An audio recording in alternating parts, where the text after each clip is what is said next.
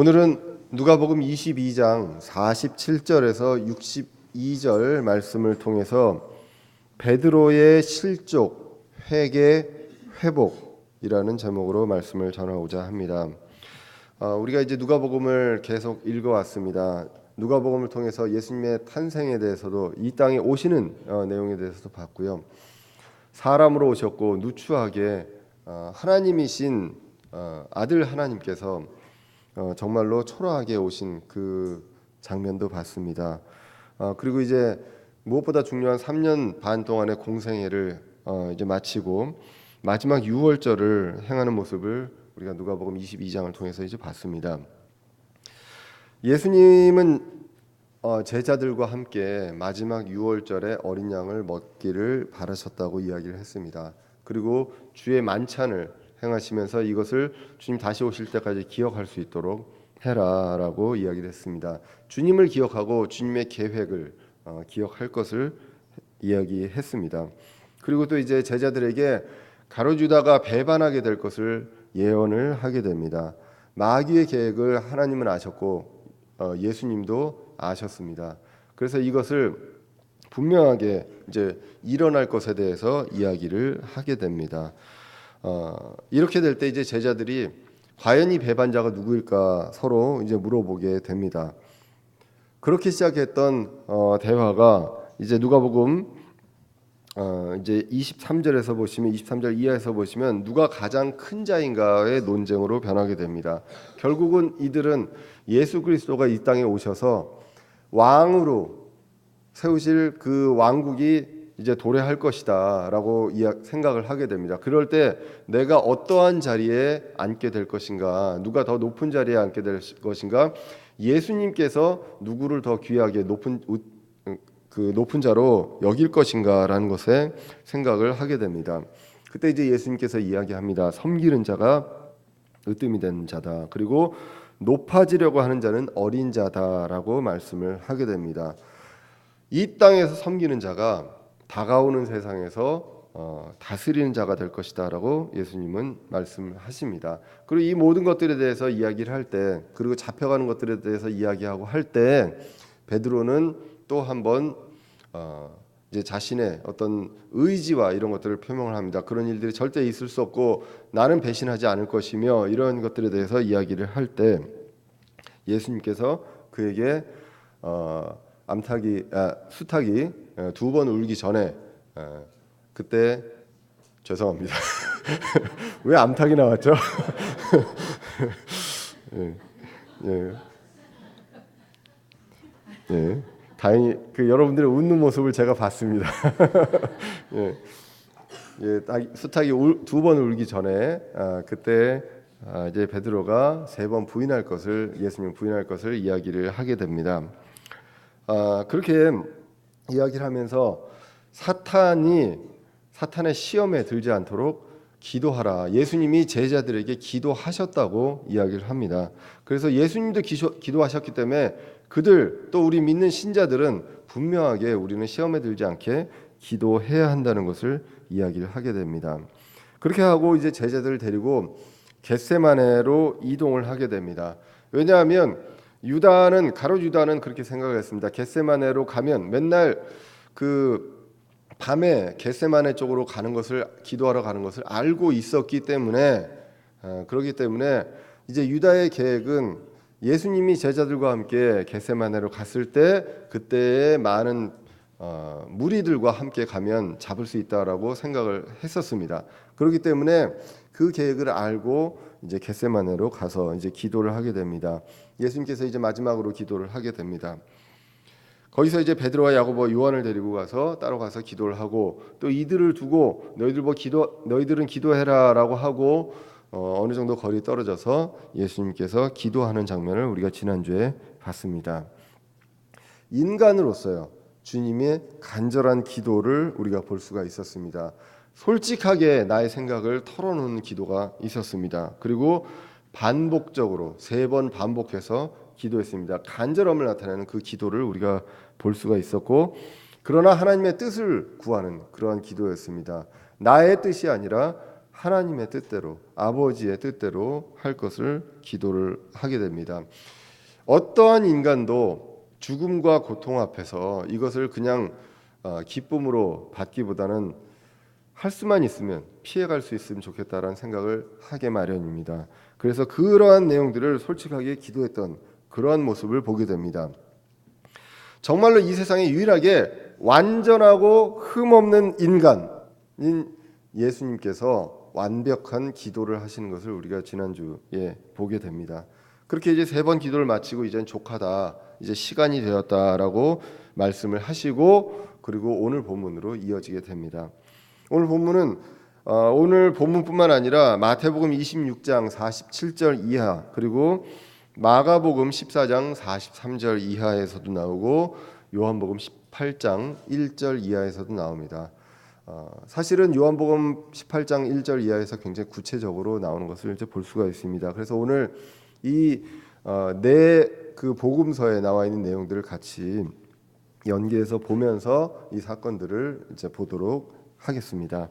그래서 이제 47절 오늘 본문에서 보시면 주님이 말씀하시고 있는 중에 유다가 큰 무리들을 데리고 앞장서서 예수님께 왔다고 되어 있습니다.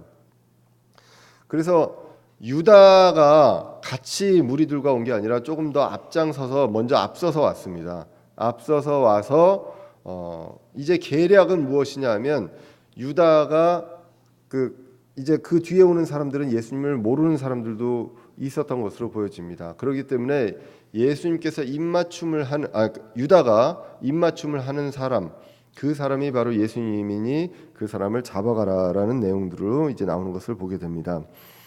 오늘 참석한 무리에 보면 마태복음 26장 47절과 마가복음 14장 43절에 보시면 수제사장, 서기관, 그리고 장로들, 그리고 큰 무리들이 칼과 몽둥이를 가지고 왔다고 기록이 되어 있습니다.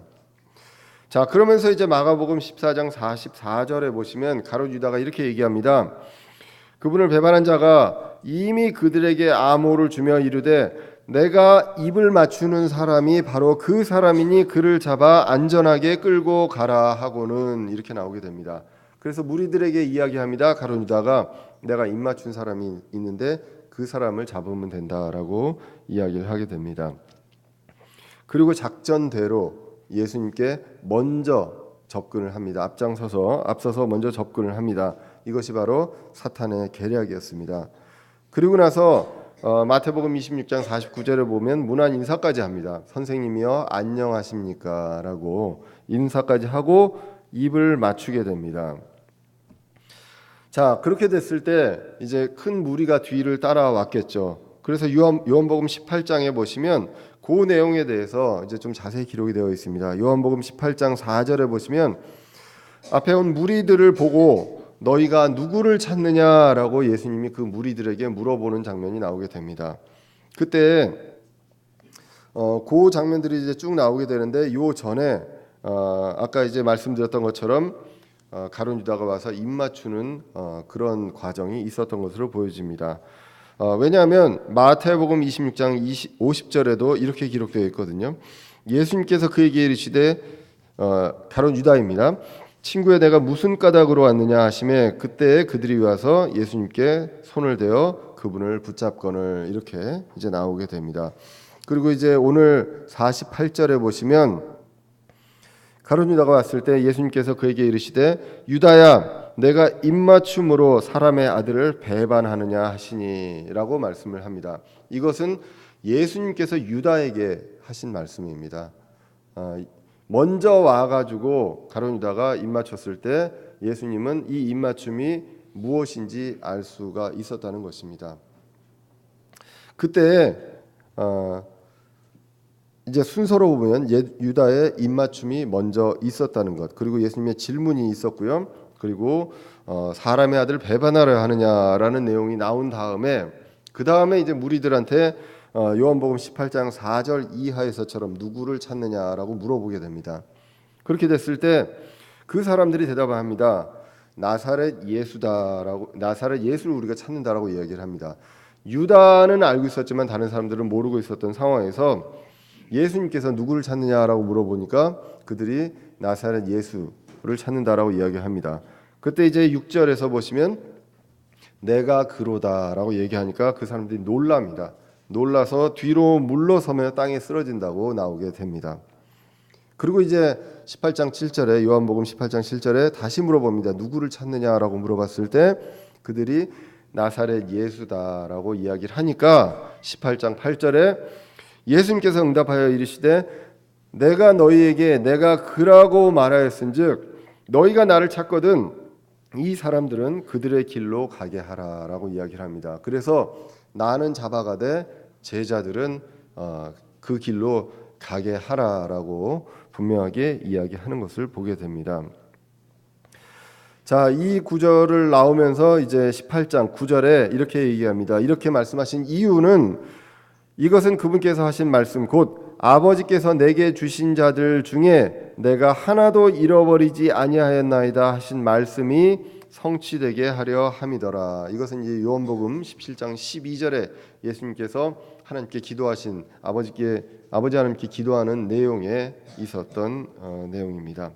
그래서 멸망의 아들을 제외한 그 사람들, 그 제자들을 하나도 잃어버리지 않게 한다라는 그 말씀을 성취하게 합니다라는 내용으로 이제 나오게 됩니다. 이러한 내용들이 있고 이제 무리들이 예수님께 손을 대고 붙잡게 됩니다. 마태복음 26장 50절 이하에서 나오게 됩니다.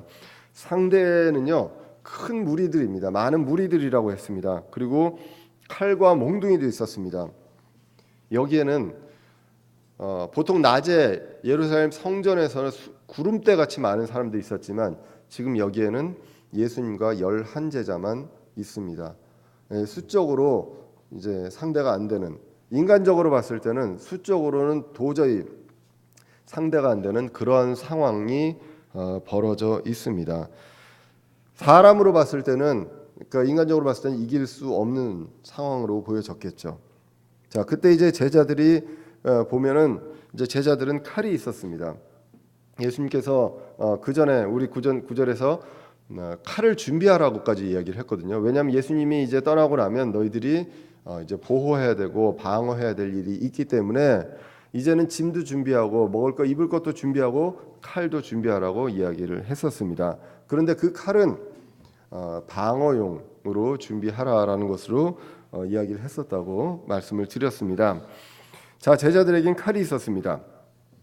그렇기 때문에 오늘 보면 49절에 주여 우리가 칼로 치리까라고 이야기를 하게 됩니다.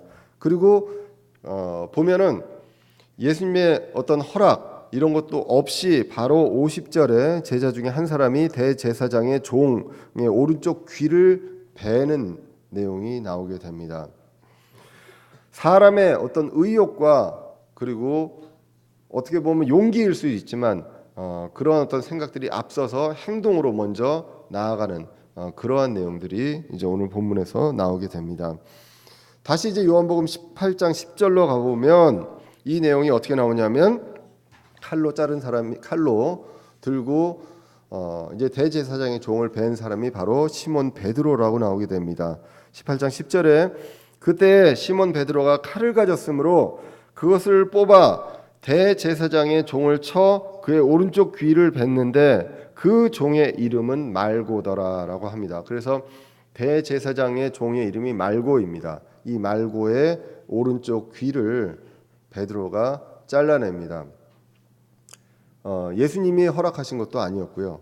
그 칼을 준비하라고 했을 때 그런 용도로 쓰라는 것이 아니었는데 베드로의 어떤 생각, 용기와 만용과 자신의 고집을 통해서 이러한 일들을 이제 했던 것을 우리가 보게 됩니다. 베드로는 전력이 계속 있었습니다. 지금뿐만 아니라 그 전에도 있었습니다. 마태복음 16장에 보시면 베드로가 고백을 하죠. 주는 그리스도시요 살아계신 하나님의 아들입니다라고 고백을 했을 때 예수님이 축복을 합니다. 하늘에 열쇠를 줄 것이고 하늘에서 푸는 것은 하늘에서 풀릴 것이고 땅에서 맺어지는 것은 다 될 것이다라고 이야기를 할 만큼 그렇게 하고 나서 이제 예수님이 이렇게 붙잡혀 갈 것에 대해서 이야기했을 때 그런 일 절대 없을 것입니다라고 해서 예수님께서 베드로에게 뭐라고 얘기하죠? 사단아 물러가라라고 이야기를 하게 됩니다. 완전 이 꼭대기까지 갔다가 완전히 밑바닥으로 떨어지는 그런 내용들 다 뭐라고 얘기하냐? 베드로의 어떤 고집으로 이런 것들이 일어납니다. 그리고 우리가 지난 시간에 또 베드로가 장담을 했을 때 예수님께서 내가 3번 나를 부인하리라라고 이야기를 했던 내용. 그리고 오늘 또 자신의 마음과 생각과 행동에 앞서서 이러한 일들을 이제 하게 되는 그러한 내용들이 나오게 됩니다.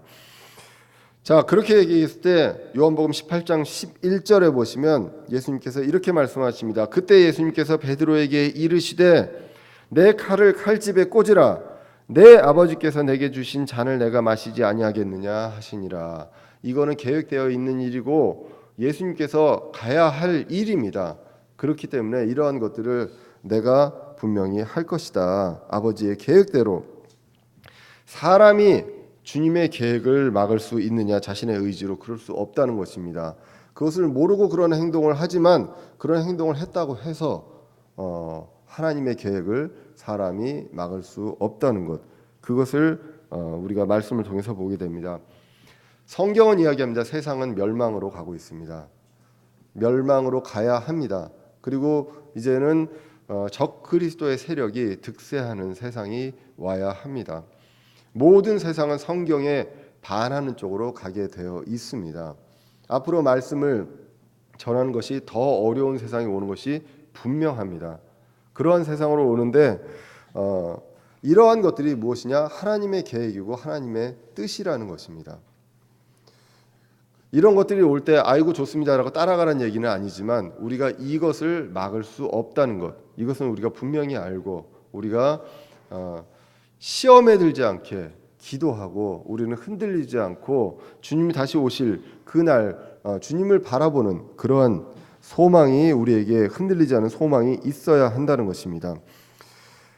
당시에도요, 예수님은 잡혀서 이제 십자가로 가셔야 했습니다. 예수님의 초림의 계획입니다. 그것이 아버지의 계획입니다. 그래서 사람이 자신의 순간적인 어떤 의지와 완력, 그리고 힘, 이런 것들로 세상이 바뀌지 않는다는 것, 주님의 뜻이 있고요. 좋은 길이건 멸망의 길이건 하나님이 계획하시고 진행하시는 그 일을 우리는 막을 수 없다는 것을 보게 됩니다. 이 내용에 대해서 더 구체적으로 예수님께서 이야기하십니다. 마태복음 26장 52절 이하에서 이렇게 이야기합니다. 이에 예수님께서 그에게 이르시되 내 칼을 도로 칼집에 꽂으라. 칼을 잡는 자들은 다 칼로 망하리라. 너는 내가 지금 내 아버지께서 기도하여 당장이라도 그분께서 12군단이 넘는 천사들을 내게 주시도록 할 수 없는 줄로 생각하느냐? 그러나 그리 되면 반드시 이렇게 되리라 한 성경 기록들이 어떻게 성취되겠느냐 하시더라라고 말씀하시게 됩니다. 12군단이 넘는 천사들, 이게 이제 여러분들 어떻게 상상하실 수 있는지 모르겠습니다. 한 천사가, 성경에서요, 한 천사가 내려와서 밤 사이 동안에 18만 5천 명의 군사를 죽인 기록이 있습니다.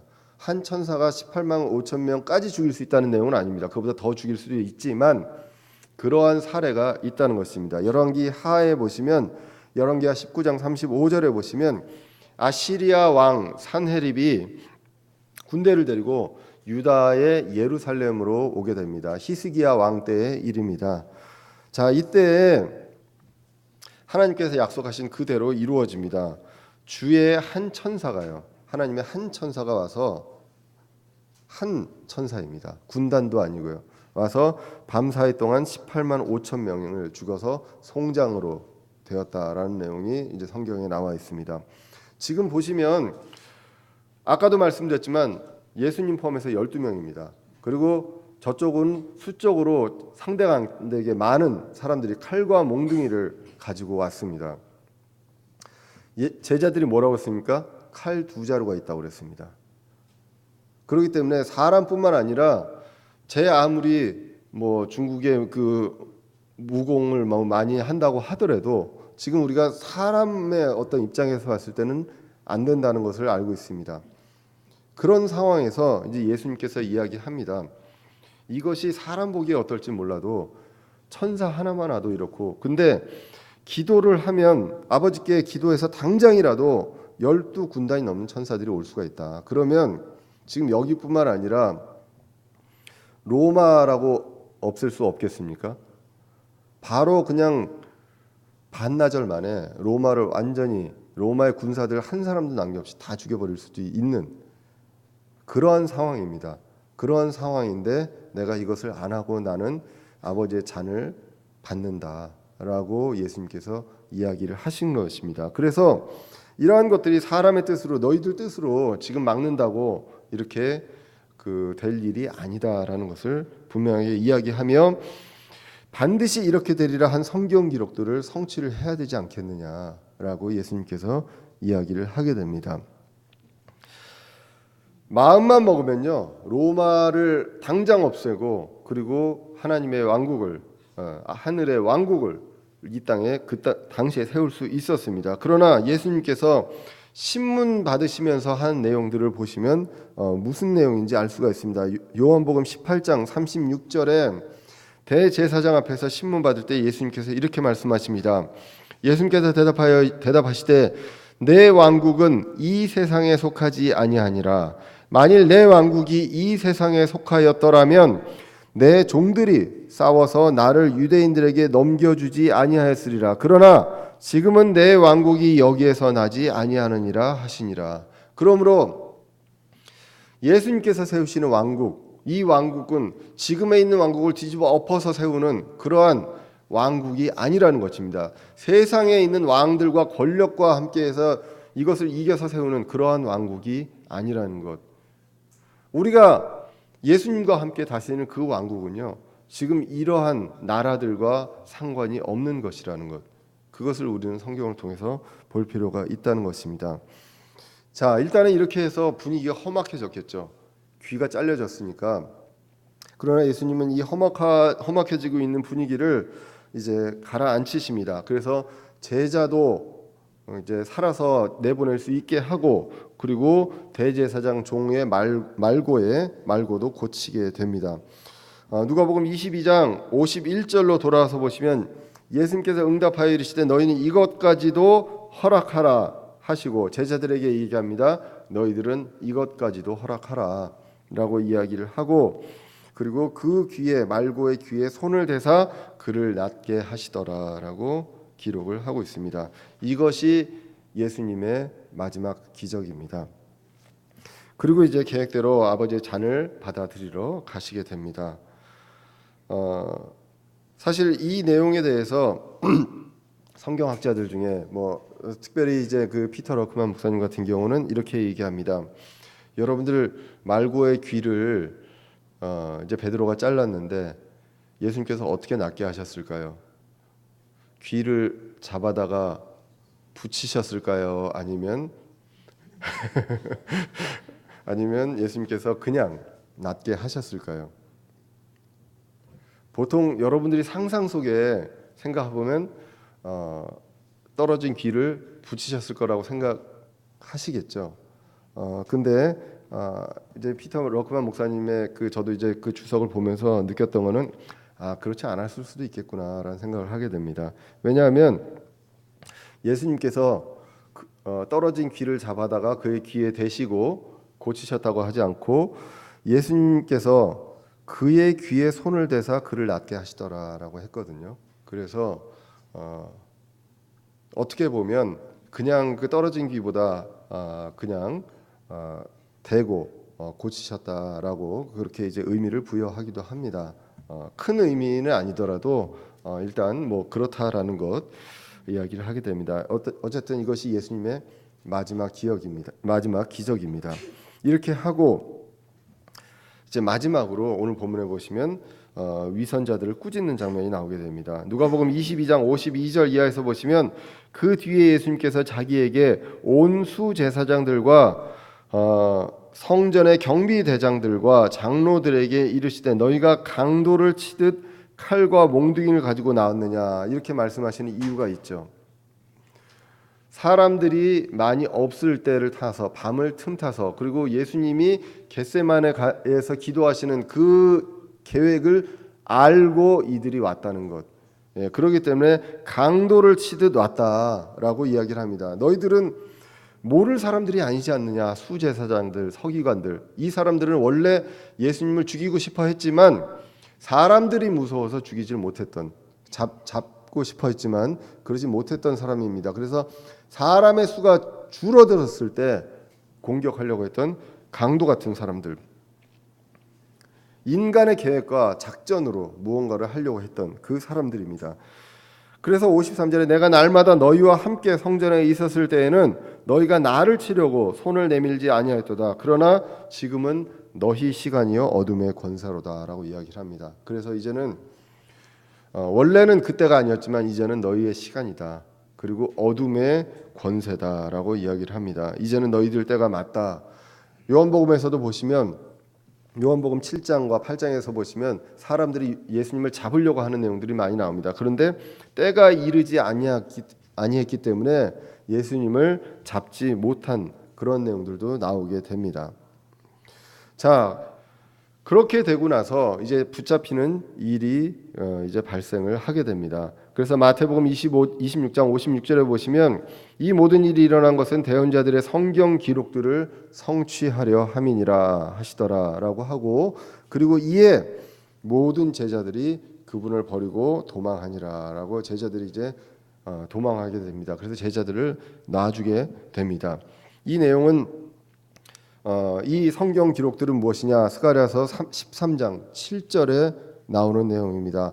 만군의 주가 말하노라 오 카라 깨어서 내 목자 곧 내 동료인 그 남자를 치라. 목자를 치라. 그리하면 양들이 흩어지리니 내가 내 손을 돌이켜 작은 자들 위에 두리라라고 이제 나오게 됩니다. 그래서 이제 오늘 본문까지 보시면 베드로의 무모함이 있었습니다. 사람의 어떤 계획으로 뭔가 선한 뜻입니다. 베드로는 나쁜 뜻으로 그렇게 했습니까? 하나님의 뜻을 모르고 정말로 선한 뜻으로 내가 목숨을 걸고 예수님 지키겠습니다 라는 그러한 아주 불굴의 의지로 이러한 것들을 했습니다. 그러나 무모함이었습니다. 인간의 생각이 앞선 그런 경우였다는 것. 자, 그리고 이제 오늘 이후에 읽을 내용은 그 다음은 이제 반대입니다. 누가복음 22장 54절에서 보시면 예수님은 대제사장의 집으로 끌려갑니다. 베드로는 멀찍이 따라갔다고 나오게 됩니다. 이 대제사장은 두 가지로 이제 요한복음 18장 13절 이하에서 나오는데요. 대제사장이 안나스가 있었고 가야바가 있었습니다. 먼저 안나스에게 끌려간 것으로 성경이 나오게 됩니다. 요한복음 18장 13절에 먼저 안나스에게로 끌고 갔으니 이는 그가 그 해의 대제사장인 가야바의 장인이었기 때문이더라. 이제 가야바는 유대인들에게 한 사람이 백성을 위해 죽는 것이 유익하다고 권고하던 자니라. 이것은 우리가 지난번에도 이야기를 했습니다. 가야바가 이러한 내용들을 이야기해서 예수님을 잡아 죽이는 것에 대해서 정당화하는 발언을 했다라고 이야기를 했었습니다. 자, 그래서 제사장 안나스에게 이제 예수님이 끌려가게 됩니다. 요한복음을 보시면 베드로만 간 것이 아니라 요한도 같이 갔습니다. 베드로와 요한이 같이 갔고요. 요한복음 18장 15절에 보시면 요한은 대제사장과 아는 사이였다고 합니다. 그래서 어떤 예수님이 신문을 받는 그 어떤 상황까지 그 장소까지 요한은 들어갔던 것으로 보이고 베드로는 멀찍이 있었던 것으로 이제 성경을 통해서 우리가 추정할 수가 있습니다. 이제 누가복음 22장 56절로 돌아서 보시면 집회장에서 불을 피우고 자리한 곳에 있었는데 베드로가 거기 있었습니다. 그런데 이 대제사장 그 뜰 안으로 들어온 것이죠. 관저에 뜰 안으로 들어와서 이제 집회장에서 이런 일들을 하고 있는데 하녀가 베드로를 알아보게 됩니다. 이때 이제 베드로가 57절에 보면 첫 번째로 부인을 하게 됩니다. 예수님을 부인하게 됩니다. 나는 그 사람을 모른다라고 부인을 하게 됩니다. 마가복음 14장 68절로 돌아가서 보시면 이때 처음 부인했을 때 수탉이 첫 번째로 울게 됩니다.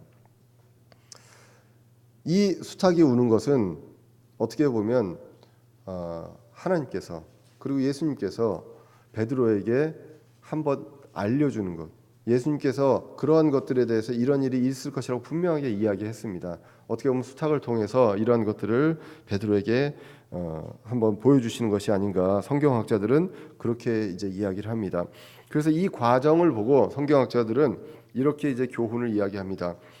주님과의 교제에서 벗어난 신자들의 모형이 아니냐. 이 베드로의 모습을 보면서 주님과의 교제에서 벗어나서 거리를 두게 된다는 것이죠. 예수님과 거리를 두게 되고, 이 거리를 두면서 그 집회장에서 하나님의 사람들이 아닌 그 불신자들, 이러한 사람들과 함께 불을 쬐고 같이 있고 대화하는 그러한 모습, 그리고 세상의 시선과 억압 그리고 고난에 승복하는 그러한 신자의 모습, 이러한 것들을 이야기한다라고 이야기를 합니다. 자, 그 다음에 이제 58절에서 보시면, 오늘 본문 58절에 보시면 시간이 조금 흐른 뒤에 다른 하녀가 또 베드로를 알아보게 됩니다. 그때 이제 베드로가 두 번째로 부인을 하게 되죠. 그 다음에 이제 오늘 59절에 보시면 1시간쯤 지나서 또 다른 사람이 확신에 차서 이야기를 합니다. 갈릴리 사람이다. 말투도 너는 갈릴리 말투 아니냐. 분명하게 이제 말투까지 이야기를 하면서 요한복음 18장 26절 이하에서 보면 말투까지 기억을 합니다. 그렇게 해서 이야기를 합니다. 이때 이제 세 번째로 베드로가 예수님을 부인할 때, 이때는 예수님을 저주까지 하면서 부인을 하게 됩니다. 마가복음 14장 71절에 보시면 그가 저주하여 맹세하기 시작하여 이르되 나는 너희가 말하는 이 사람을 알지 못하노니라고 이야기할 때, 이때가 이제 어떤 시간적으로 봤을 때 한 새벽 3시 정도로 추정한다고 합니다. 이때 수탉이 두 번째로 울게 됩니다. 요한복음을 보시면 요 때가 이 시점이 예수님께서 대제사장 안나스에게 먼저 신문을 받고 그리고 가야바로 옮겨지는 그러한 과정으로 그 시간대인 것으로 이제 추정이 되고 있습니다. 이미 그 안나스에서 신문을 받을 때요, 그때 신문을 하던 그 직무 수행자가 예수님을 때립니다. 손바닥으로 칩니다. 그러한 수모를 겪고, 그리고 이제 요한복음 18장 24절에 보시면 대제사장 가야바에게로 이제 인도가 됩니다. 그리고 이제 오늘 본문의 61절, 누가복음 22장 61절을 보시면 이렇게 기록합니다. 주께서 돌이키사 베드로를 바라보시니라고 나오게 됩니다. 그래서 아마도 안나스 대제사장에서 신문을 받고 가야바로 옮겨지던 그때에 그 과정에서 베드로가 세 번째로 부인을 하고, 그때에 수탉이 두 번째로 울고, 그리고 예수님이 돌이켜서 베드로를 보는 그러한 시점으로 우리가 이제 상황을 해석을 할 수가 있습니다. 그래서 오늘 61절에 주께서 돌이키사 베드로를 바라보시니 베드로가 그분께서 자기에게 하신 말씀, 곧 수탉이 울기 전에 내가 나를 3번 부인하리라 하신 주의 말씀을 기억하고 나가서 비통하게 우니라라고 오늘 본문으로 이어지게 됩니다. 수탉이 두 번째 울고, 그리고 마침 주님께서 베드로를 보시고, 이때 베드로는 이제 이 수탉의 울음소리를 통해서 자신이 무엇을 했는지에 대해서 깨닫게 된다는 것입니다. 사람들은 잘못을 하고, 그리고 이게 선한 뜻으로 그 주님의 뜻에 반하는 일을 할 때도 많이 있습니다. 내 고집으로 할 때도 있고 내 생각으로 할 때도 있습니다. 그렇지만 이러한 것들을 할 때 우리가 신자고 하나님의 자녀라면 하나님은 그런 길로 계속 갈도록 놔두시지 않는다는 것입니다.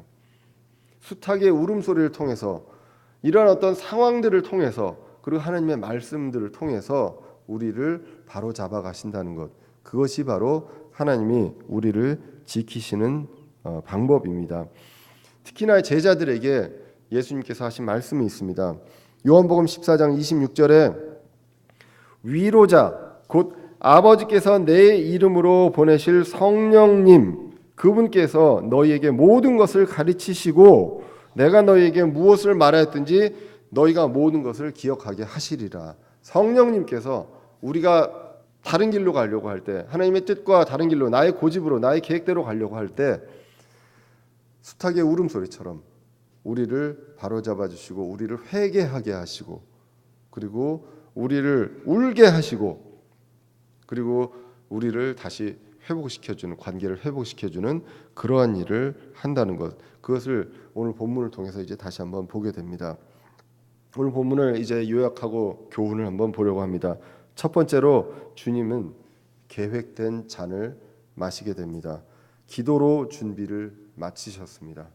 모든 것들 기도로 준비를 마치시고, 인간의 어떤 생각, 사람의 생각과 바람이라면 이제는 전복하고 로마를 없애고 이제 예수님의 그 영광스러운 왕국을 이제 세우는 것, 이것이 어쩌면 사람들이 생각하는 선한 뜻일지도 모르겠습니다. 그렇게 되면 얼마나 좋습니까? 예수님께서 말씀으로 다스리고 모든 게 말씀으로 이루어지고 아이들도 모두 말씀으로 잘 양육되고 얼마나 좋겠습니까? 그러나 예수님의 초림의 목적은, 그리고 계획은 그것이 아니었다는 것입니다. 인간의 원함과 반대되는 하나님의 계획이 있었습니다. 그래서 우리는 인간적인 생각과 계획이 늘 앞섭니다. 저 같은 경우도 이 말씀을 읽으면서 그런 생각을 했습니다. 내가 캘린더에 그 달력에 계획들을, 일정을 쭉 적으면서 무슨 일정을 먼저 적고 있나, 어떠한 계획을 먼저 적고 있나라고 생각을 해보게 됩니다. 그런데 그런 것들을 제가 이번 주에 이 말씀 준비하면서 쭉 봤습니다. 지금 제가 이제 학교에서 학교 일도 하고 또 뭐 말씀드렸지만 이제 교무 부처장 일이라고 보직을 하면서 회의가 엄청 많습니다. 그렇게 하면서 일정들이 빽빽하게 매일 있거든요.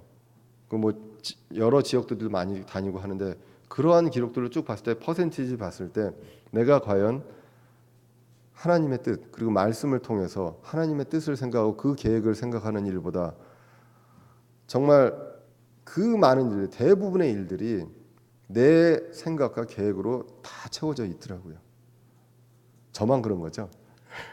저만 그러기를 바랍니다. 예, 그러한 상황입니다. 예수님은 모든 것들을 기도로 준비하시고 기도로 마치시고, 기도로 예수님이 계획하시던 일, 사람들이 뜻으로 봤을 때 바람직하지 않은 방향으로 가는 것처럼 보이는 그 길을 예수님은 분명하게 가고 계셨다는 것입니다. 주님의 계획을 우선시하고 때로는 우리의 바람대로 되기를 원하는 기도도 많이 하지 않습니까? 그거는 뭐 인간적으로 그렇습니다. 그러나 예수님의 기도처럼 주님의 뜻대로 되라는 그 기도가 마지막에 이루어져야 함을 볼 수 있게 됩니다. 내 의지대로, 내 행동대로 옮기게 되는데 그것이 될 거라고 믿는 것은 교만이라는 것입니다. 우리 교회가요, 초창기 처음 우리 그 교회를 같이 시작했던 분들도 지금 이 자리에 많이 있습니다. 뭐 여기 계셨던 분들, 그 형제 자매님들은 어떻게 생각할지 모르겠지만 저는요, 지금 이제 한 4년 만에 이렇게 될 거리라고 저는 꿈에도 생각을 못했습니다. 예, 그리고 안 되면, 이렇게 되다가 안 되면 접을 수도 있겠구나라는 생각도 인간적으로 했었습니다. 하나님의 콜링을 받았다고 했지만 사람의 생각으로 그렇게 될 수도 있다는 것이죠. 그런데 지금 여기까지 왔는데 우리가 뭐 돈을 생각하고 것도 아닙니다. 한 사람이 많은 어떤 그 기부를 통해서 한 것도 아니고요. 재정적으로 보면 우리가 지금까지 이렇게 올 수 없었다는 생각이 듭니다. 그런데 하나님께서 기적적으로 여기에 하나님이 원하시는 그 교회를 세우셨다는 것입니다. 이것은 우리의 계획대로, 그리고 우리의 의지대로, 어떤 한 사람의 어떤 헌신으로 이루어진 것이 아니라 주님의 계획을 통해서 주님의 뜻대로 이루어진 것을 믿습니다. 앞으로도 어떠한 길로 갈지 모릅니다. 우리가 큰 비전은 있지만 그 과정 속의 것들은 우리가 계획하는 것이 아니라 주님의 계획으로 간다는 것, 그것을 보게 됩니다. 주님은 우리가 어떤 길로 갈지, 어떤 게 바람직할지 저희들의 생각은 모르지만, 우리들의 생각은 모르지만 주님의 계획이 더욱더 바람직하고 선한 길임을 우리는 믿고 가야 한다는 것. 주님은 계획된 잔을 마시고 주님은 기도로 준비하셨기 때문에 우리도 주님의 계획을 믿고 우리도 기도로 이런 것들을 따라갈 필요가 있다는 것입니다. 두 번째로, 세상의 두려움, 분노, 주님에 대한 원망이 있을 수 있습니다. 그것이 주님과 우리의 거리를 만듭니다. 베드로가 거리를 두고 또 도망가고 했던 것처럼, 그리고 주님을 부인하기도 합니다. 주님의 계획과 뜻을 부인하고 칼로 귀를 베는 그런 만용도 부릴 때가 있다는 것입니다. 이러한 일이 있을 때 주님과 내 의지와 내 생각이 앞설 때 주님과 거리가 점점 더 멀어질 수 있다는 것, 그러한 것들을 우리가 생각해 볼 필요가 있다는 것입니다. 베드로가 주님을 3번 부인하는 게 베드로만 비난할 수 있습니까? 제가 그 자리에 있다고 하면 어떻겠습니까? 목숨 걸고 아니라고 할 수 있겠냐는 것입니다. 그러한 것들을 봤을 때 베드로를 비난할 수는 없습니다. 그러나 이러한 것들을 통해서 우리가 상황 같은 과 이러한 것들을 통해서 점점 더 주님과 거리가 멀어질 수 있다는 것입니다.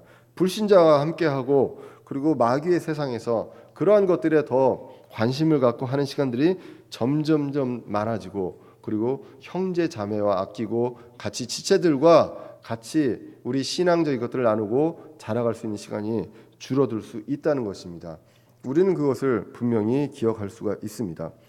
3번째로, 주님은 우리에게 숱하게 울음소리처럼 일깨워 주시고 알려주신다는 것입니다.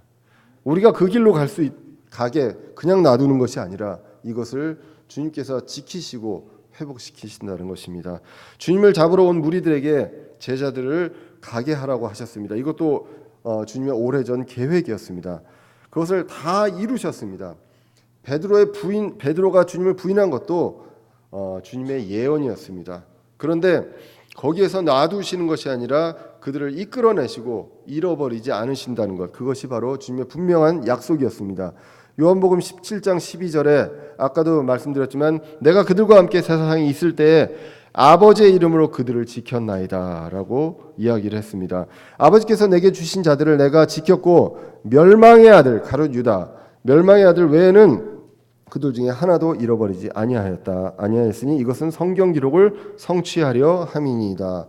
요한복음 10장 15절에 보시면 아버지께서 나를 알듯이 나도 아버지를 아노니 나는 양들을 위해 내 생명을 내놓느니라. 요한복음 10장 18절에 아무도 그것을 내게서 빼앗지 아니하며 내가 스스로 그것을 버리노라. 내가 그것을 버릴 권능도 있고 그것을 다시 취할 권능도 있느니라. 아무것도 어느 누구도 우리를 그들에게서 그 마귀에게서 빼앗길 수 없다고 예수님께서 지키신다고 이야기를 했습니다. 이 모든 것들이 있을 때 이제 베드로가 울게 됩니다. 베드로의 이 울음소리, 잡혀가는 주님과 마주침을 통해서 이제 회개의 울음이 있습니다. 베드로는 여기서 그치질 않았습니다. 유다는 여기서 그치고 자살을 했습니다. 이것이 차이점입니다. 신자의 자백, 그리고 그 전에 이제 회개가 있습니다. 회개는 뉘우치는 것이 아니라 뉘우친 것에 더해서 180도 방향을 돌리는 것입니다. 아버지께로 돌리는 그러한 일이 일어나게 됩니다. 이제 우리는 신자가 되었습니다. 주님께 이제 자백하면 깨끗하게 해주시게 됩니다. 요한일서 1장 9절에 나온 것처럼 우리의 죄를 자백하면 깨끗하게 해주신다고 기록을 했습니다. 이 닭의 울음소리, 그리고 예수님이 돌이키시고 이런 것들을 통해서 이제 베드로는 회개하고 다시 돌이키게 됩니다. 사도행전에서 이스라엘을 위해서 말씀을 담대하게 선포하는 그러한 일꾼이 되었습니다.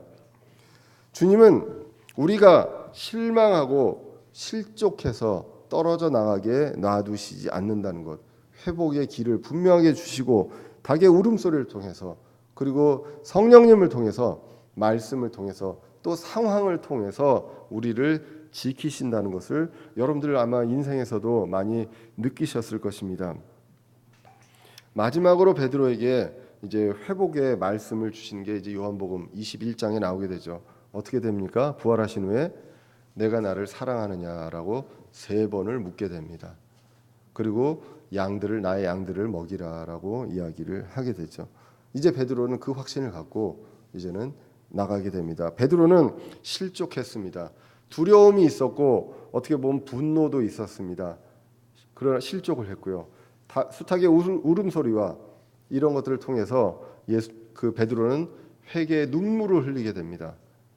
그리고 주님의 일깨워 주심을 통해서 이제 베드로는 다시 일어서게 되고 회복하게 되고 주님의 그 놀라운 사역을 감당하게 되는 하나님의 사람으로 목숨을 건 그 사역을 시작하게 되는 그 사람으로 이제 다시 변하게 됩니다. 우리의 인생에서도 실족할 때가 있습니다. 실족하고 하나님과 거리가 멀어질 때도 있습니다.